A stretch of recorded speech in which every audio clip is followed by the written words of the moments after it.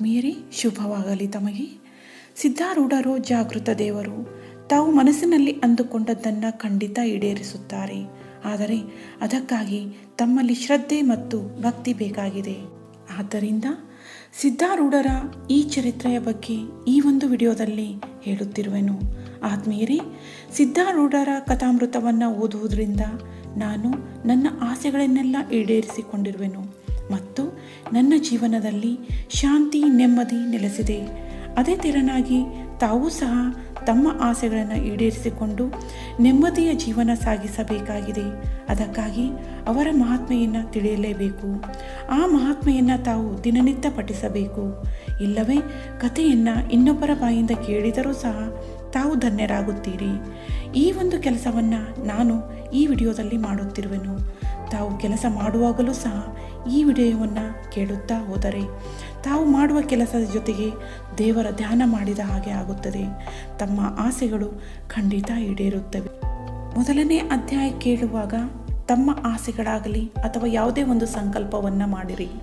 ಅದು 56ನೇ ಅಧ್ಯಾಯ ಮುಗಿಯುವುದರೊಳಗಾಗಿ ತಾವು ಮಾಡಿದ ಸಂಕಲ್ಪ ಈಡೇರುತ್ತದೆ. ನಾನು ಮಾಡಿದ ಸಂಕಲ್ಪ ಸಹ ಈಡೇರಿವೆ. ಹಾಗೆಯೇ ತಮ್ಮ ಸಂಕಲ್ಪ ಸಹ ಈಡೇರುತ್ತದೆ ಅನ್ನುವ ಭರವಸೆ ನನಗಿದೆ. ಹಾಗಾದರೆ ದಿನಂಪ್ರತಿ ಒಂದೊಂದು ಅಧ್ಯಾಯಗಳನ್ನು ಕೇಳುತ್ತಾ ಹೋಗೋಣ. ಗ್ರಂಥ ಮಹಾತ್ಮೆ. ಶ್ರೀ ಗಣೇಶಾಯ ನಮಃ. ಶ್ರೀ ಗುರು ಸಿದ್ಧಾರೂಢಾಯ ನಮಃ.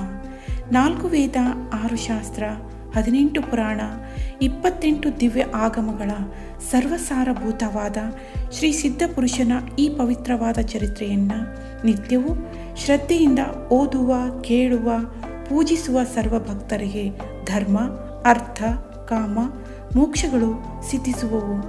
ಸರ್ವ ಕಷ್ಟ ನಷ್ಟಗಳು, ಸರ್ವ ಪಾಪತಾಪಗಳು, ಚೋರ, ವೈರಿ, ವಿಷ, ಭೂತಾದಿ ಭೀತಿಗಳು ಬಯಲಾಗಿ ಸರ್ವದಾ ಸಕಲ ಸನ್ಮಂಗಳಿಂದ ಕೂಡಿದ ಸುಖ ಸೌಭಾಗ್ಯಗಳು ಒದಗಿ ಬರುವವು.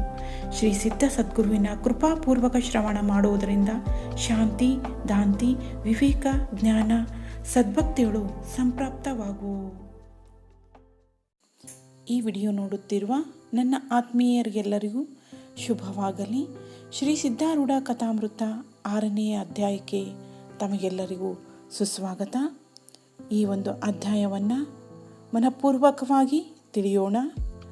ಶ್ರೀ ಸಿದ್ಧಾರೂಢ ಸದ್ಗುರುನಾಥರು ತಾವು ಸ್ವತಃ ಸಿದ್ಧವಾದ ಬ್ರಹ್ಮತತ್ವವಾಗಿರುವುದರಿಂದ ಅವರಿಗೆ ಉಪನಿಷತ್ತರ್ಥವು ಕರತಲಾಮಲಕದಂತೆ ನಿಶ್ಚಯವಾಗಿರುವುದು. ಅದ್ವೈತ್ವ ಭಾವದಿಂದ ಜಗವನ್ನು ನೋಡುತ್ತಿದ್ದರೂ ಮುಮುಕ್ಷುವಿಗೆ ಉಪದೇಶ ಮಾಡುವರು. ಐಕ್ಯ ಭಾವದಿಂದ ಇರುವರಾದರೂ ಶರಣಾರ್ಥಿಯಾದವನಿಗೆ ಪಾಲಿಸುವರು. ತಿರುಗರಾಯನ ದೇವಾಲಯದಲ್ಲಿ ಸಿದ್ಧಗುರುಗಳು ಕೆಲವು ದಿನ ಇದ್ದು ನಿತ್ಯ ಅಲ್ಲಿಗೆ ಬರುವ ಜಿಜ್ಞಾಸು ಜನರ ಶಂಕೆಗಳನ್ನು ಸಮಾಧಾನ ಮಾಡುತ್ತಿದ್ದರು. ಇವರ ವಾರ್ತೆಯನ್ನು ಕೇಳಿ ಒಬ್ಬ ಶಾಸ್ತ್ರಿಯು ಅಲ್ಲಿಗೆ ಬಂದು ಸದ್ಗುರುಗಳನ್ನು ಕುರಿತು, ಸ್ವಾಮಿ, ಮುಮುಕ್ಷತ್ವವು ಧರ್ಮವೋ ಅಥವಾ ಗುಣವೋ, ಇದನ್ನು ನಿರೂಪಿಸಿರಿ ಎಂದು ಪ್ರಶ್ನೆ ಮಾಡಲು ಮಹಾತ್ಮರು, ಮುಮುಕ್ಷತ್ವವು ಜೀವನ ಧರ್ಮವಲ್ಲ, ಯಾಕೆಂದರೆ ಅದು ಜೀವನ ನಿತ್ಯ ಸ್ಥಿತಿಯಲ್ಲ. ಹೇಗೆ ಅಗ್ನಿಯ ಧರ್ಮ ಉಷ್ಣತೆಯೋ ಹಾಗೆ ಇರುವುದಿಲ್ಲ. ಮುಮುಕ್ಷತ್ವವು ಗುಣವೆಂದರೆ ಮುಮುಕ್ಷತೆ ಇದ್ದವನು ಅಭ್ಯಾಸದಲ್ಲಿ ಪ್ರವರ್ತಕನಾಗಲಿಕ್ಕಿಲ್ಲ. ಆದ್ದರಿಂದ ಅಭ್ಯಾಸ ಸಂಜನಿತ ಭಾವವೇ ಮುಮುಕ್ಷತ್ವವೆನ್ನಬೇಕು. ಎಲ್ಲಿ ತನಕ ಈ ಭಾವವಿರುವುದು ಅಂದರೆ ಮುಮುಕ್ಷವು ಗುರುವಿಗೆ ಶರಣು ಹೋಗಿ ಮಹಾವಾಕ್ಯ ಶ್ರವಣ ಮಾಡುವವರೆಗೆ ಅದು ಇರುವುದು. ಆ ಸಮಯದಲ್ಲಿ ಮುಮುಕ್ಷ ದಿಶೆಯ ವೃತ್ತಿ ಅಹಂ ಬ್ರಹ್ಮಾಸ್ಮಿ ಭಾವದಿಂದ ಚಿತ್ತದಲ್ಲಿದ್ದು ಜ್ಞಾನಾಕಾರದಿಂದ ಅದು ಪರಿಣಮಿಸುತ್ತದೆ. ಹಾಗೆ ಅದಕ್ಕೆ ಅಪರೋಕ್ಷವೆನ್ನುತ್ತಾರೆ.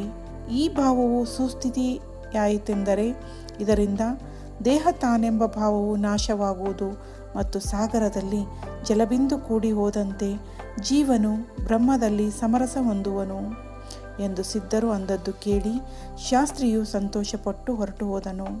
ಅನಂತರ ಪಿಚ್ಚಂಡನಯ್ಯನೆಂಬ ಒಬ್ಬ ಶಾಸ್ತ್ರಿಯು ತ್ವರೆಯಿಂದ ಸಿದ್ಧರ ಕಡೆಗೆ ಬಂದು ವಿಚಾರಿಸುತ್ತಾನೆ, ಪೃಥ್ವಿಯು ಈ ಭೌತಿಕಗಳಿಗೆ ಆಧಾರವೋ? ಪೃಥ್ವಿಗೆ ಆಧಾರವ್ಯಾವುದು? ಸಿದ್ಧರು ಪ್ರತ್ಯುತ್ತರ ಕೊಟ್ಟದ್ದೇನೆಂದರೆ, ಪೃಥ್ವಿಯು ಜಲದ ಮೇಲೆ ಇರುವುದು. ತದಾತ್ಮ್ಯ ಪೃಥ್ವಿ ಎಂದು ಪರಾಶರರ ಶ್ರುತಿ ಇರುವುದು. ಜಲಕ್ಕೆ ಆಧಾರ ಅಗ್ನಿಯು ಅಗ್ನೇರಾಪಹ ಎಂದು ಶ್ರುತಿಯು ಪ್ರಮಾಣವು. ಅಗ್ನಿಯು ವಾಯುವಿನಿಂದ ಉತ್ಪನ್ನವಾದದ್ದು, ವಾಯೋರಗ್ನಿಯ ಎಂದು ಶ್ರುತಿ ಹೇಳುವುದು. ವಾಯುವಿಗೆ ಆಕಾಶವೇ ಆಧಾರವಿರುವುದು, ಯಾಕೆಂದರೆ ವಾಯುವು ಆಕಾಶದ ಶ್ವಾಸವೆಂದು ಜ್ಞಾತ ಜನರು ಹೇಳುತ್ತಾರೆ. ಈ ಆಕಾಶಕ್ಕೆ ಅಧಿಷ್ಠಾನವಾಗಿ ಅಕ್ಷರ ಪರಮಾತ್ಮನಿರುವನು. ತಸ್ಮಾದ್ವಾ ಏತ ಸ್ಮಾದಾತನಃ ಆಕಾಶಃ ಸಂಭೂತಃ ಎಂದು ಶ್ರುತಿ ವಚನವಿರುವುದು. ಇದನ್ನು ಕೇಳಿ ಶಾಸ್ತ್ರಿಯು ಬಹು ಆನಂದಪಟ್ಟನು ಮತ್ತು ತನ್ನ ಮನೆಗೆ ಹೋಗಿ ಸಿದ್ಧರ ದೆಸೆಯಿಂದ ಮೃಷ್ಟಾನ್ನವನ್ನು ತಂದು ಅವರ ಮುಂದಿಟ್ಟು ಸೇವಿಸಬೇಕೆಂದು ಪ್ರಾರ್ಥಿಸಿದನು. ಸಿದ್ಧನಾಥರು ಅದನ್ನು ಮಿತವಾಗಿ ಸೇವಿಸಿದರು. ಆಮೇಲೆ ಒಬ್ಬ ಪುರುಷನು ಬಂದು ಸಿದ್ಧರನ್ನ ಕುರಿತು, ಮನಸ್ಸು ಯಾವಾಗಲೂ ಬಹು ಚಂಚಲವಾಗಿರುತ್ತದೆ, ಇದರ ಕಾರಣವನ್ನು ಸವಿಸ್ತಾರವಾಗಿ ನಿರೂಪಿಸಬೇಕು ಎಂದು ಕೇಳಲು ಸಿದ್ಧಗುರುಗಳಂದದ್ದು, ಪ್ರಥಮತಃ ವಾಯು ಮತ್ತು ಎರಡನೆಯದಾಗಿ ರಜೋಗುಣ ಇವೆರಡೂ ಮನಸ್ಸಿನ ಚಂಚಲತ್ವಕ್ಕೆ ಕಾರಣವಾಗಿವೆ. ಯಾಕೆಂದರೆ ವಾಯುವಿನ ಅರ್ಧ ಭಾಗದಿಂದ ಮನಸ್ಸು ಉತ್ಪನ್ನವಾಯಿತು. ಅದರಿಂದಲೇ ಮನಸ್ಸಿಗೆ ವಾಯುವಿನ ಸ್ವಭಾವದ ಚಂಚಲತವು ಪ್ರಾಪ್ತವಾಯಿತು ಮತ್ತು ಅದು ಕ್ಷಣ ಹೊತ್ತು ತಡೆಯದೆ ವಿಷಯಗಳೊಳಗೆ ಹರಿದಾಡುತ್ತಿರುವುದು. ರಜೋಗುಣದಿಂದ ಮನಸ್ಸಿನೊಳಗೆ ವಿಕಲ್ಪಗಳು ಉಂಟಾಗುತ್ತವೆ. ಇವೆರಡರ ಪೈಕಿ ಪ್ರಥಮ ವಿಪತ್ತನ್ನು ಪಾತಂಜಲಿ ಯೋಗಕ್ಕನುಸಾರವಾಗಿ ಪ್ರಾಣಾಯಾಮವನ್ನು ಮಾಡಿ ಕಳಕೊಳ್ಳಬೇಕು. ಮನಸ್ಸಿನ ಅನಿರ್ಧಾರ ರೂಪ ವಿಕಲ್ಪ ದ್ವಾರಾಬಾಧೆಯುಂಟಾಗುವ ಪಕ್ಷದಲ್ಲಿ ಆ ಮನಸ್ಸನ್ನು ದೃಗ್ದಶ್ಯ ವಿವೇಕದಿಂದ ಆವರಿಸಿಕೊಂಡು ಆತ್ಮಾನಾತ್ಮ ವಿಚಾರಕ್ಕೆ ಹಚ್ಚಬೇಕು. ಆದರೆ ಆ ವಿವೇಕವನ್ನು ಸದ್ಗುರುಬೋಧ ಮತ್ತು ತಶ್ಚಿಂತನದಿಂದ ಪ್ರಾಪ್ತಿ ಮಾಡಿಕೊಳ್ಳಬೇಕು. ಈ ಪ್ರಕಾರದ ಸದ್ಗುರುನಾಥರ ವಚನವನ್ನು ಕೇಳಿ ಮಲಯನಾಥನೆಂಬ ಆ ಬ್ರಾಹ್ಮಣನು ಆನಂದದಿಂದ, ಹಾಗಾದರೆ ಸ್ವಾಮಿ, ನನ್ನ ಸುದೈವದಿಂದ ನನಗೆ ಇಂದೇ ಸದ್ಗುರುಗಳು ದೊರೆತರು. ವಿವೇಕವನ್ನು ಈಗಲೇ ವಿಚಾರಿಸಿ ತಿಳಿದುಕೊಳ್ಳುವೆನು. ಆದ್ದರಿಂದ ದೃಶ್ಯ ಯಾವುದು, ದೃಕ್ ಯಾವುದು ಎಂಬುದನ್ನು ನನಗೆ ನಿರೂಪಿಸಬೇಕೆಂದು ಪ್ರಾರ್ಥಿಸುವೆನು ಎಂದು ನುಡಿದನು. ಅದಕ್ಕೆ ಸದ್ಗುರುಗಳು ಉತ್ತರ ಕೊಡುತ್ತಾರೆ. ಕೂಟಸ್ಥನ ಚಿತ್ಪತಿ ಬಿಂಬಯುಕ್ತ ಅಂತಃಕರಣ ವೃತ್ತಿಯು ಇಂದ್ರಿಯ ಕರ್ಣದ್ವಾರ ಘಟಾದಿ ವಸ್ತುಗಳನ್ನು ನೋಡುವಾಗ ಆ ವಸ್ತುಗಳು ದೃಶ್ಯ ಮತ್ತು ಇಂದ್ರಿಯಗಳು ದೃಕ್. ಆ ಇಂದ್ರಿಯಗಳ ದೋಷಾದಿಗಳನ್ನು ಮನಸ್ಸು ಕಾಣುತ್ತಿರುವಾಗ ಇಂದ್ರಿಯಗಳು ದೃಶ್ಯವಾಗಿ ಮನಸ್ಸು ದೃಕ್ಕೆನಿಸುವುದು. ಮನಸ್ಸಿನ ಸಂಶಯಾದಿ ದೋಷಗಳನ್ನು ವಿಚಾರಿಸುವಾಗ ಚಿದಾಭಾಸನೆ ದೃಕ್ ಆಗುತ್ತಾನೆ. ಈ ಚಿದಾಭಾಸನು ಬುದ್ಧಿಯ ಅಧೀನನಿರುವನು ಮತ್ತು ಬುದ್ಧಿಯು ಸುಪ್ತಿಯಲ್ಲಿ ಲಯ ಹೊಂದುವುದು. ಆಗ ಚಿದಾಭಾಸನ ಪರಮಾರ್ಥ ರೂಪವಾದ ಕೂಟಸ್ಥಾತ್ಮನೇ ದೃಕ್ ಇರುವನು. ಈತನೇ ಬ್ರಹ್ಮರೂಪವಾಗಿದ್ದು ಇವನಿಗೆ ಬೇರೆ ದೃಕ್ ಇಲ್ಲ. ಈ ದೃಕ್ಕಿಗೆ ಅಂತರಬಾಹ್ಯವೆಂಬ ಭೇದಗಳು ಸರ್ವಥಾ ಇರುವುದಿಲ್ಲ. ಆತನು ಅಸಹಾಯ ಕೂಟಸ್ಥನಾಗಿದ್ದು ಸರ್ವ ಪ್ರಪಂಚವನ್ನು ಒಮ್ಮೆಗೆ ನೋಡುತ್ತಿರುವನು. ಯಾವ ಈತನಿಗೆ ಚಿನ್ಮಾತ್ರ ಪರಬ್ರಹ್ಮವೆಂದು ಹೇಳುತ್ತಾರೆ, ಆತನೇ ನೀನು ನಿತ್ಯದಲ್ಲಿರುವಿರಿ. ನಿನಗೆ ಬೇರೆಯಾದ ದೃಕ್ ಇಲ್ಲವೇ ಇಲ್ಲ. ಇದನ್ನು ತಿಳಿದು ನೀನು ಧನ್ಯನಾಗುವಿ. ಸದ್ಗುರು ಮುಖದಿಂದ ಈ ವಚನವನ್ನು ಕೇಳಿದ ಆ ಮಲಯನಾಥನೆಂಬ ಬ್ರಾಹ್ಮಣನು, ನಾನು ಧನ್ಯನು, ನಿಮ್ಮ ಕೃಪೆಯಿಂದ ನಾನು ಕೃತಾರ್ಥನಾದೆನು. ನನ್ನ ಪಿತೃಗಳು ಇವತ್ತು ಧನ್ಯರಾದರು ಎಂದು ಸದ್ಗುರುಗಳಿಗೆ ನಮಸ್ಕರಿಸಿ ಆತನು ತನ್ನ ಗೃಹಕ್ಕೆ ತೆರಳಿದನು. 5ನೇ ದಿವಸ ರಾಮಭಟ್ಟನೆಂಬ ಶಾಸ್ತ್ರಿಯು ಬಂದು ಸಿದ್ಧ ಸದ್ಗುರುಗಳನ್ನು ಕುರಿತು, ಹೇ ಸ್ವಾಮಿಗಳೇ, ಯಾವ ಪ್ರಕಾಶದಿಂದ ಈ ಪ್ರಪಂಚವು ಭಾಸಿಸಲ್ಪಡುವುದು ಎಂದು ಕೇಳಲು ಸಿದ್ಧರು ಅಂದದ್ದೇನೆಂದರೆ, ಹಗಲು ಹೊತ್ತು ಸೂರ್ಯನು, ರಾತ್ರಿ ವೇಳೆ ದೀಪ ನಕ್ಷತ್ರ, ಚಂದ್ರ ಇತ್ಯಾದಿಗಳಿಂದ ಈ ಪ್ರಪಂಚವು ಬೆಳಗಲ್ಪಡುವುದು. ಆದರೆ ಇವುಗಳು ಯಾತರಿಂದ ಬೆಳಗಲ್ಪಡುವು ಎಂದು ಕೇಳಲು ರಾಮಭಟ್ಟನು ನೇತ್ರದಿಂದ ಎಂದೆನ್ನಲು ಸಿದ್ಧರು ಕಣ್ಣು ಮುಚ್ಚಿದಾಗ ಯಾತರ ಪ್ರಕಾಶವೆಂದು ಕೇಳಲು ಬುದ್ಧಿಯ ಪ್ರಕಾಶವೆಂದು ರಾಮಭಟ್ಟನು ಉತ್ತರ ಕೊಟ್ಟನು. ಆಗ ಸಿದ್ಧರು, ಬುದ್ಧಿಯು ಯಾವ ವಸ್ತುವಿನಿಂದ ಪ್ರಕಾಶಿಸಲ್ಪಡುತ್ತದೆ ಎಂದರೆ ಅಹಂಕಾರಯುಕ್ತ ಚಿದಾಭಾಸನಿಂದ. ಆ ಚಿದಾಭಾಸನು ಸಮಾಧಿಯಲ್ಲಿ ಲಯವಾದಾಗ್ಗೆ ಆತ್ಮನೊಬ್ಬನೇ ಉಳಿಯುವನು. ಯಾವ ಆತ್ಮನು ಶ್ವೇತರ ಜ್ಞಪ್ತಿ ಶೂನ್ಯ ಸ್ವಯಂ ಪ್ರಕಾಶ ಪರಮಾತ್ಮನೇ ಇರುವನೋ ಅವನೇ ನೀನಿರುವಿ ಎಂದು ಅಂದದ್ದು ಕೇಳಿ ರಾಮಭಟ್ಟನು ನಿಜಾತ್ಮ ಸ್ಥಿತಿಯನ್ನು ಹೊಂದಿ ಎದ್ದು ಸಿದ್ಧ ಗುರುಗಳ ಚರಣಗಳಿಗೆರೆದನು. ಆಮೇಲೆ ಎದ್ದು ಕೃತಾರ್ಥೋಹಂ ಎಂದೆನ್ನುತ್ತಾ ಅತ್ಯಾನಂದದಿಂದ ತನ್ನ ಮನೆಗೆ ಹೋದನು. 6ನೇ ದಿವಸ ಸಿದ್ಧಾರೂಢರ ಭೇಟಿಗೆ ಚಿದಂಬರ ದೀಕ್ಷಿತನು ಬಂದು ತತ್ವಮಸಿ ಮಹಾವಾಕ್ಯದ ಅರ್ಥವೇನೆಂದು ಕೇಳಿದನು. ಸಿದ್ಧರು ಅದರರ್ಥ ನೀನು ಬ್ರಹ್ಮನಿದ್ದಿ ಎಂದು ಆಗುತ್ತದೆ ಅನ್ನಲು ದೀಕ್ಷಿತನು ಆ ವಾಕ್ಯದ ಅರ್ಥ ಹಾಗಲ್ಲ, ಸತ್ಯವಾದ ಅರ್ಥ ನಾನು ಹೇಳುವೆನು ಕೇಳು. ಕರ್ಮ ಮಾಡುವವನ ಆತ್ಮನು ದೇವಲೋಕಕ್ಕೆ ಹೋಗಿ ಅಲ್ಲಿ ದೇವತ್ವವನ್ನು ಹೊಂದಿ ಶುದ್ಧನಾಗುವನು ಎಂಬಂತೆ ಅದು ಸ್ತುತಿಪರವಿರುವುದು ಎಂದು ನುಡಿಯಲು ಅವಧೂತರು ಮಹಾವಾಕ್ಯವು ಜ್ಞಾನಕಾಂಡಪರವಿರುವುದು, ಅದು ಯಾವ ರೀತಿಯಿಂದಲೂ ಸ್ತುತಿಪರವಾಗಲಾರದು. ಯಾಕೆಂದರೆ ಯಾವ ವಸ್ತುವಿಗೆ ದ್ರವ್ಯ, ಗುಣ, ಕರ್ಮ, ಜಾತಿ, ಧರ್ಮ, ವರ್ಣ, ಆಶ್ರಮ ಇತ್ಯಾದಿಗಳು ಸಲ್ಲುವವೋ ಅದೇ ಸ್ತುತ್ಯವಾಗುವುದು. ಆದರೆ ಯಾವ ನಿರಾಲಂಬ ನಿರ್ವಿಶೇಷ ಪರಿಪೂರ್ಣವಾದ ಆತ್ಮನಿರುವನೋ ಅಂಥವನಿಗೆ ಇದು ಸ್ತುತಿಪರವಾಗದೆ ಮುಮುಕ್ಷಗಳಿಗೆ ಉಪದೇಶಪರವಾಗಿರುವುದು. ಮಹಾವಾಕ್ಯವು ಸ್ತುತಿಪರವಾಗಿದ್ದು ಕರ್ಮ ಕರ್ತವ್ಯವೇ ಮುಖ್ಯವಾಗಿದ್ದರೆ ಜ್ಞಾನಿಯು ಅಧಿಕವಾಗಿ ಕರ್ಮದಲ್ಲಿ ತತ್ಪರನಾಗಬೇಕು. ಹೀಗೆ ಎಲ್ಲಿಯೂ ಕಾಣಿಸದೆ ಜ್ಞಾನಿಯು ಕರ್ಮ ತ್ಯಜಿಸಿದವನಿರುತ್ತಾನೆ ಅನ್ನಲು ದೀಕ್ಷಿತನು ಹಾಗಾದರೆ ಮಹಾವಾಕ್ಯವು ಉಪಾಸನಪರವಹದು ಎಂದನು. ಆಗ ಸಿದ್ಧರು ಉಪಾಸನವೆಂದರೆ ಪೃಥಕ್ ಉಪಾಸನ ಮತ್ತು ಅವಾಂಗ್ರಹವೆಂದು 2 ಪ್ರಕಾರ ಇರುವಾಗ ಅದು ಯಾವ ಉಪಾಸನವೂ ಆಗಲಾರದು. ಅವೆರಡೂ ಜ್ಞಾನಿಗೆ ಅಯೋಗ್ಯವು. ಏಕೆಂದರೆ ಉಪಾಸನವು ಮಾನಸ ಕರ್ಮಪರವಾದದ್ದು ಮತ್ತು ಶಾಸ್ತ್ರದಲ್ಲಿ ಜ್ಞಾನಿಗೆ ಕರ್ಮವು ಹೇಳಲಿಲ್ಲ. ಇದಕ್ಕೆ ಶ್ರುತ್ಯಾಧಾರವು ಕೇಳು. ನ ಕರ್ಮಣ ನ ಪ್ರಜಯ ನ ಧನೇನ ತ್ಯಾಗೇನೈಕೆ ನಾಮೃತತ್ವ ಮಾನುಷಃ. ಅಂದರೆ ಶಾಸ್ತ್ರೋಕ್ತ ಕರ್ಮಗಳಿಂದಲೂ ಪುತ್ರಾದಿ ಪ್ರಜೆಯಿಂದಲೂ ದ್ರವ್ಯ ಸಂಗ್ರಹದಿಂದಲೂ ಅಮೃತತ್ವವು ಸಿಗಲಾರದು. ತ್ಯಾಗವೊಂದರಿಂದಲೇ ಅದು ಪ್ರಾಪ್ತವು ಎಂದು ಹೇಳಲು ಅದು ತ್ಯಾಗಪರ ಶ್ರುತಿ ಎಂದು ದೀಕ್ಷಿತನು ಅಂದನು. ಆಗ ಸಿದ್ಧರು ಕೇಳಯ್ಯ ದೀಕ್ಷಿತನೇ, ಅದರ ಉತ್ತರಾರ್ಧವನ್ನು ಶ್ರವಣ ಮಾಡುವುದರಿಂದ ನಿನ್ನ ಸಂಶಯವು ಪೂರ್ಣ ನಿವೃತ್ತಿಯಾಗುವುದು. ಶ್ರುತಿಯು ಜ್ಞಾನದೇವತು ಕೈವಲ್ಯಂ ನಾನಃ ಪಂಥಾನಯನ ವಿದ್ಯತೆ. ಜ್ಞಾನದಿಂದಲೇ ಕೈವಲ್ಯ ಪ್ರಾಪ್ತಿಯು, ಇದಕ್ಕೆ 2 ಮಾರ್ಗವಿರುವುದಿಲ್ಲ, ಹೀಗಿರುತ್ತದೆ. ಆದ್ದರಿಂದ ಮಹಾವಾಕ್ಯವು ಶ್ರುತಿ ಸಮ್ಮತವಾಗಿ ಜ್ಞಾನಪರವಿರುವುದು.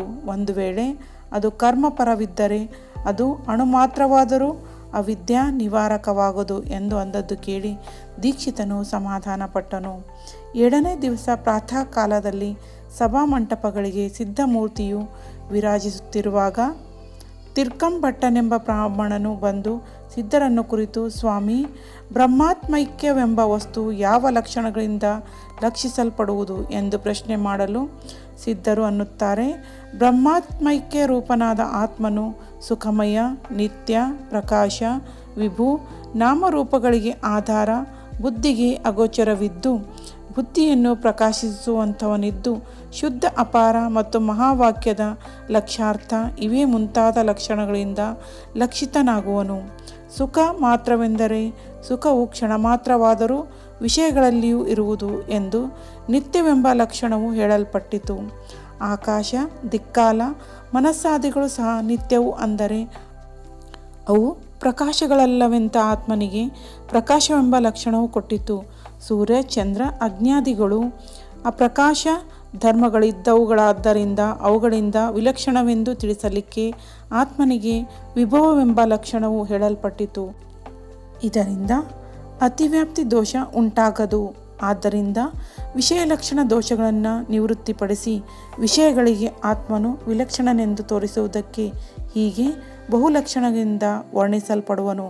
ಇದನ್ನು ಕೇಳಿ ತಿರ್ಕಂಭಟ್ಟನು ಆನಂದದ ಗುಣವೇನು ಎಂದು ಕೇಳಲು ಸಿದ್ಧಾರೂಢರು, ಆನಂದವು ಗುಣವಲ್ಲ, ಏಕೆಂದರೆ ಗುಣಗಳಿಗೆ ಬರುವುದು ಹೋಗುವುದು ಇರುವುದು, ಆದರೆ ಆತ್ಮಪ್ರೇಮವು ಎಂದು ವಿಚ್ಛಿನ್ನವಾಗುವುದಿಲ್ಲ ಎಂದು ಪ್ರತ್ಯುತ್ತರ ಕೊಟ್ಟರು. ಆಗ ತಿರ್ಕಂಭಟ್ಟನು, ಬುದ್ಧಿಗೆ ಬ್ರಹ್ಮವು ಅವೇದ್ಯವಾದರೆ ಬ್ರಹ್ಮಾನಂದವು ಅದಕ್ಕೆ ವೇದ್ಯವಾಗದೆ ಅದರ ದುಃಖ ಹೇಗೆ ಹೋಗುವುದು ಎಂದು ಕೇಳಲು ಸದ್ಗುರುಗಳು, ನೀನು ಹೇಳುವುದು ಅಶುದ್ಧ. ಬುದ್ಧಿ ವಿಷಯದಲ್ಲಿ ಸತ್ಯವಿದೆ, ಆದರೆ ವೇದಾಂತ ಶ್ರವಣದಿಂದ ಶುದ್ಧವಾದ ಯಾವ ಬುದ್ಧಿ ಇರುವುದೋ ಅದಕ್ಕೆ ಬ್ರಹ್ಮವು ಸಾಕ್ಷಾತ್ಕಾರವಾಗುವುದು. ತ್ವಂಪದ ಲಕ್ಷಣಗಳನ್ನು ಶೋಧಿಸುವುದರಿಂದ ಅಶುದ್ಧ ಬುದ್ಧಿಯು ಶುದ್ಧವಾಗುವುದು. ಆಮೇಲೆ ಅದು ತತ್ವದ ಲಕ್ಷಣಗಳಿಗೆ ವ್ಯಾಪಿಸುವುದರಿಂದ ಅದರ ಆವರಣಗಳೆಲ್ಲ ನಾಶವಾಗುವು. ಅದೇ ಸಮಕಾಲದಲ್ಲಿ ಆ ಬುದ್ಧಿಗೆ ಬ್ರಹ್ಮ ಸಾಕ್ಷಾತ್ಕಾರವಾಗುತ್ತದೆ. ಅದರಿಂದ ಅದರ ದುಃಖವು ನಾಶವಾಗುವುದು ಎಂದು ಉತ್ತರ ಕೊಡಲು ತಿರ್ಕಂಬಟ್ಟನು ಸಂತೋಷಪಟ್ಟು ಸ್ವಸ್ಥಾನಕ್ಕೆ ತೆರಳಿದನು. 8ನೇ ದಿವಸ ಸಿದ್ಧ ಅವಧೂತರು ದೇವಾಲಯದಲ್ಲಿ ಕೂತಿರುವಾಗ ಒಂದು ಅಯಾಚಿತ ನೈವೇದ್ಯ ಪ್ರಾಪ್ತವಾಗಲು ಅದನ್ನು ಸೇವಿಸಿ ಜಲಪ್ರಾಶನ ಮಾಡುತ್ತಿದ್ದರು. ಆಗ ಲೌಕಿಕ ಸಂಸ್ಕಾರಿಯಾದ ಗೋವಿಂದ ಭಟ್ಟನೆಂಬುವನು ಸಿದ್ಧ ಯೋಗೀಂದ್ರರನ್ನು ಕಂಡು, ಸಿದ್ಧರೇ, ಜ್ಞಾನಿಗಾದರೂ ಕ್ಷುಧಾ ತೃಷಾದಿ ದುಃಖ ವೃತ್ತಿಗಳು ಬಾಧಿಸುತ್ತವೆ. ಜ್ಞಾನಸ್ಥಿತಿ ಇದ್ದಾಗ್ಯೂ ಪ್ರಾರಬ್ಧ ಭೋಗಗಳು ತ್ರಾಸ ಕೊಡುತ್ತವೆ. ಹಾಗಾದರೆ ಬ್ರಹ್ಮಾಕಾರ ವೃತ್ತಿಯಾದ ಕೂಡಲೇ ದುಃಖ ನಿವೃತ್ತಿ ಮತ್ತು ಸುಖಪ್ರಾಪ್ತಿ ಎಂಬ ವಚನವು ನಿಮ್ಮ ಅನುಭವದಿಂದಲೇ ಅಸಂಭವ ಆಯಿತಲ್ಲ ಎಂದು ನುಡಿಯಲು ಸಿದ್ಧರು, ಹೇ ಬ್ರಾಹ್ಮಣನೇ, ಈ ಪ್ರಶ್ನೆಯಿಂದ ಜ್ಞಾನಿಯೆಂದು ಆತ್ಮಚೈತನ್ಯ ಲಕ್ಷಿಸಿ ಹೇಳುತ್ತೀಯೋ, ದೇಹವೇ ಜ್ಞಾನಿಯೆಂದು ನುಡಿಯುವೆಯೋ? ಆತ್ಮಚೈತನ್ಯವೆಂದರೆ ಆತ್ಮಚೈತನ್ಯಕ್ಕೆ ದುಃಖವಿಲ್ಲ. ಯಾಕೆಂದರೆ ಆತ್ಮನು ಷಡೂರ್ಮಿ ರಹಿತನು, ಪಂಚಕೋಶ ಮತ್ತು ದೇಹತ್ರಯಗಳಿಗೆ ಅತೀತನು. ದೇಹ ಲಕ್ಷಿಸಿ ಜ್ಞಾನ ಎನ್ನುವೆಯಾದರೆ ಆತ್ಮಜ್ಞಾನಿಗೆ ದೇಹ ಧರ್ಮಗಳಿಲ್ಲ. ದೇಹವು ಪ್ರಾರಬ್ಧದ ಆಧೀನವಿದ್ದು ಚೈತನ್ಯಕ್ಕೆ ಅದರ ಸುಖ ದುಃಖಗಳ ಹತ್ತಲಾರವು. ದೇಹ ಧರ್ಮಗಳ ಮೊದಲು ಮುಮುಕ್ಷ ದಶ ಬಂದಾಗಲೇ ತಿರಸ್ಕರಿಸಲ್ಪಟ್ಟಿರುತ್ತವೆ. ಆಮೇಲೆ ಆತ್ಮರೂಪನಾದ ಜ್ಞಾನಿಗೆ ದೇಹ ಧರ್ಮಗಳಿವೆ ಎಂದು ಹೇಗೆ ಹೇಳುವಿ ಎಂದು ಕೇಳಲು ಗೋವಿಂದ ಭಟ್ಟನು ನಮ್ರ ಭಾವದಿಂದ ಸಿದ್ಧ ಸದ್ಗುರುಗಳಿಗೆ ನಮಸ್ಕರಿಸಿ ಅನ್ನುತ್ತಾನೆ, ಮಹಾನುಭಾವರೇ, ದೇಹಾತ್ಮ ಭಾವವುಳ್ಳ ಲೌಕಿಕರಾದ ನಾವು ಈ ವೇದಾಂತ ಶಾಸ್ತ್ರ ಭಾಷಣವನ್ನು ತಿಳಿಯಲಾರೆವು. ನಿನ್ನ ದರ್ಶನದಿಂದಲೇ ನಾನು ಕೃತಕೃತ್ಯನಾದೆನು. ನನಗೆ ವಿಚಾರಶಕ್ತಿ ಇಲ್ಲ ಎಂದು ನುಡಿದು ಪುನಃ ದಂಡವತ್ ನಮಸ್ಕಾರ ಮಾಡಿ ಗೋವಿಂದ ಭಟ್ಟನು ಹೊರಟು ಹೋದನು. 9ನೇ ದಿವಸ ಒಬ್ಬ ಸ್ತ್ರೀಯು ಸಿದ್ಧರಿದ್ದಲ್ಲಿಗೆ ಬಂದು ಕೈ ಜೋಡಿಸಿ, ಹೇ ಸ್ವಾಮಿ, ನಾನು ದೀನಳು, ಅಜ್ಞಾನಿಯೂ ಇದ್ದೇನೆ. ಏನು ಮಾಡುವುದರಿಂದ ನಾನು ಧನ್ಯಳಾಗುವೆನು? ಆ ಸುಪಂಥವನ್ನು ನನಗೆ ದಯಮಾಡಿ ತೋರಿಸಿರಿ ಎಂದು ಕೇಳಲು ಸಿದ್ಧನಾಥರು ಆ ಸ್ತ್ರೀಯಳನ್ನು ಕುರಿತು, ತಾಯಿ, ಉಷಾ ಕಾಲದಲ್ಲಿ ಎದ್ದು ಯಥಾರೀತಿ ಸ್ನಾನ ಮಾಡಿ ಆಮೇಲೆ ವಿಭೂತಿ ರುದ್ರಾಕ್ಷಿ ಧಾರಣ ಮಾಡಬೇಕು. ಅಂಗನ್ಯಾಸ ಕರನ್ಯಾಸಾದಿಗಳನ್ನು ಮಾಡಿ ಸ್ವಸ್ಥ ಚಿತ್ತದಿಂದ ಮಾನಸ ಪೂಜೆಯನ್ನು ಗೈದು ಪಂಚಾಕ್ಷರಿ ಜಪವನ್ನು ಮಾಡತಕ್ಕದ್ದು. ಈ ಪ್ರಕಾರ ನಿತ್ಯದಲ್ಲಿಯೂ ನೀನು ಆಚರಿಸುವುದಾದರೆ ನಿಶ್ಚಯವಾಗಿ ಮುಕ್ತಳಾಗುವಿ ಎಂದು ಅಂದದ್ದು ಕೇಳಿ ಆಕೆಯು ಸಂತುಷ್ಟಳಾಗಿ ಸದ್ಗುರುಗಳಿಗೆ ನಮನ ಮಾಡಿ ಹೊರಟು ಹೋದಳು. ಈ ಪ್ರಕಾರ ಸಿದ್ಧಾರೂಢರು ಅಲ್ಲಿ 9 ದಿವಸ ಸತ್ಪುರುಷರ ಸಂಗತಿಯಲ್ಲಿ ಕಳೆದು ಅಲ್ಲಿಂದ ಮುಂದೆ ತೀರ್ಥಾಟನಕ್ಕೆ ಹೊರಟರು. ಹೋಗುವಾಗೆ ಆ ಗ್ರಾಮದ ಜನರೆಲ್ಲರೂ ಸಿದ್ಧರನ್ನು ಉತ್ಸಾಹದಿಂದ ಗ್ರಾಮೋಲ್ಲಂಘನೆ ಮಾಡಿಸಿ ಹಿಂತಿರುಗಿದರು. ಸಿದ್ಧರು ಛೋಟಾನಾರಾಯಣ ದರ್ಶನವನ್ನು ತಕ್ಕೊಂಡು ಮಹಾದೇವರ ಅಧಿಷ್ಠಾನವಾದ ಸುಂದರ ದೇವಾಲಯವನ್ನು ಕಂಡು ಮುಂದೆ ಟಸ್ಕರ ಮಸ್ಕರ ಸ್ಥಾನಗಳನ್ನು ನೋಡಿದರು. ತಿರುವಟರಾದಲ್ಲಿ ಕೃಷ್ಣಮೂರ್ತಿಯನ್ನು, ಪದ್ಮನಾಭಪುರದಲ್ಲಿ ಅನಂತಶಾಹಿಯನ್ನು ಪೂಜಿಸಿದರು. ಅಲ್ಲಿ ಬ್ರಾಹ್ಮಣ ಭೋಜನ ನಡೆದಿರುವಾಗ ಸಿದ್ಧರು ಅವರ ನಡುವೆ ಹೋಗಿ ಕೂಡಲು 4 ಮಂದಿ ಬ್ರಾಹ್ಮಣರು ಮಹಾತ್ಮರ ಹತ್ತಿರ ಬಂದು, ಎಲ್ಲೋ ನಿನ್ನ ದೇಹದಲ್ಲಿ ಶೂದ್ರ ಚಿಹ್ನೆಗಳು ಕಾಣಿಸುತ್ತವೆ, ನೀನು ಹೇಗೆ ಬ್ರಾಹ್ಮಣ ಪಂಕ್ತಿಯಲ್ಲಿ ಬಂದು ಕೂತಿರುವಿ ಎಂದು ಕೇಳಲು ಸಿದ್ಧಾರೂಢರು, ನಿಮಗೆ ಬ್ರಹ್ಮ ಚಿಹ್ನೆಗಳು ಕಾಣಿಸುವುದಿಲ್ಲ ಎಂದು ಅಂದದ್ದಕ್ಕೆ ಅವರು, ನೀನು ಬ್ರಾಹ್ಮಣ ಇದ್ದೀಯೆಂದರೆ ನಿನ್ನ ಶಿಖಾಸೂತ್ರಗಳೆಲ್ಲಿ ಎಂದು ಕೇಳಿದರು.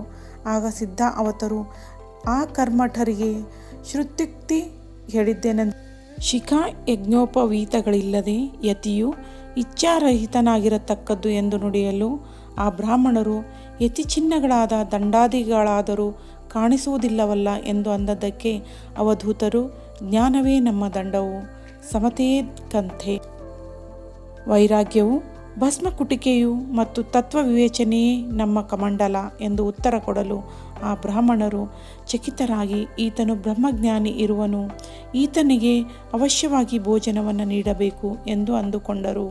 ಏಕೆಂದರೆ ಅತಿಥಿಯು ವೈಶ್ವಾನರ ರೂಪದಿಂದಿರುವನು, ಅವನನ್ನು ತೃಪ್ತಿಪಡಿಸುವುದರಿಂದ ಗೃಹಸ್ಥನಿಗೆ ಸರ್ವ ಕಾಮಾಪ್ತಿಯು, ಅತಿಥಿಯನ್ನು ತೃಪ್ತಿಪಡಿಸುವುದಿದ್ದರೆ ಸರ್ವ ಸಂಪತ್ತಿಯನ್ನು ಆತನು ಸುಟ್ಟು ಬಿಡುವನು. ಭೋಜನವನ್ನು ತೀರಿಸಿ ಸಿದ್ಧನಾಥರು ಜನಾರ್ದನ ಕ್ಷೇತ್ರಕ್ಕೆ ಹೋಗಿ ಪರ್ವತಾಗ್ರದಲ್ಲಿ ಸ್ವಾಮಿಯ ಆಚಮನ ಮುದ್ರೆಯನ್ನು ಕಂಡರು. ಜ್ಞಾನಿಗೆ ಸರ್ವ ಜಗತ್ತು ಕ್ಷುಲ್ಲಕ ಪ್ರಾಯವೆಂದು ತಿಳಿದು ಅಲ್ಲಿಂದ ಹೊರಟು ಸಿದ್ಧರು ಶ್ರೀಕೃಷ್ಣನಾಥನ ದರ್ಶನ ದೆಸೆಯಿಂದ ಉಡುಪಿ ಕ್ಷೇತ್ರಕ್ಕೆ ಹೋದರು. ಅಲ್ಲಿ ಕೃಷ್ಣಮೂರ್ತಿಯನ್ನು ಕಂಡು ಈತನು ಬ್ರಹ್ಮರೂಪಿ ಕ್ಷೇತ್ರಜ್ಞನು, ಸರ್ವ ಕ್ಷೇತ್ರಗಳಲ್ಲಿ ವ್ಯಾಪಿಸಿರುವನು, ಸೃಷ್ಟಿ ಜ್ಞಾನವನ್ನೆಲ್ಲ ಆಕರ್ಷಣ ಮಾಡುತ್ತಾನಾದ್ದರಿಂದ ಈತನಿಗೆ ಕೃಷ್ಣನೆಂದು ಹೆಸರು. ಹೀಗಂದುಕೊಂಡು ಸಿದ್ಧಯತಿಗಳು ಕ್ಷಣ ಮಾತ್ರ ಸಮಾಧಿಯಲ್ಲಿದ್ದು ಆಮೇಲೆ ಎದ್ದು ಮುಂದಕ್ಕೆ ನಡೆದರು ಎಂಬಲ್ಲಿಗೆ ಶ್ರೀ ಸಿದ್ಧಾರೂಢ ಕಥಾಮೃತದೋಳು ಶ್ರವಣ ಮಾತ್ರದಿಂದ ಸರ್ವ ಪಾಪಗಳನ್ನು ನಾಶ ಮಾಡುವಂಥ ಈ 6ನೇ ಅಧ್ಯಾಯವನ್ನು ಶಿವದಾಸನು ಶ್ರೀ ಸಿದ್ಧಾರೂಢ ಸದ್ಗುರುಗಳ ಚರಣಾರವಿಂದಗಳಲ್ಲಿ ಅರ್ಪಿಸಿರುವನು. ಆತ್ಮೀಯರೇ, ಮುಂದಿನ ಒಂದು ವಿಡಿಯೋದಲ್ಲಿ 7ನೇ ಅಧ್ಯಾಯವನ್ನು ಪಠಿಸೋಣ. ಇದರಿಂದ ತಮ್ಮ ಎಲ್ಲ ಆಸೆಗಳು ಈಡೇರಲಿ ಎಂದು ಆ ಸಿದ್ಧಾರೂಢರಲ್ಲಿ ನಾನು ಕೇಳಿಕೊಳ್ಳುತ್ತಿದ್ದೇನೆ. ಧನ್ಯವಾದಗಳು.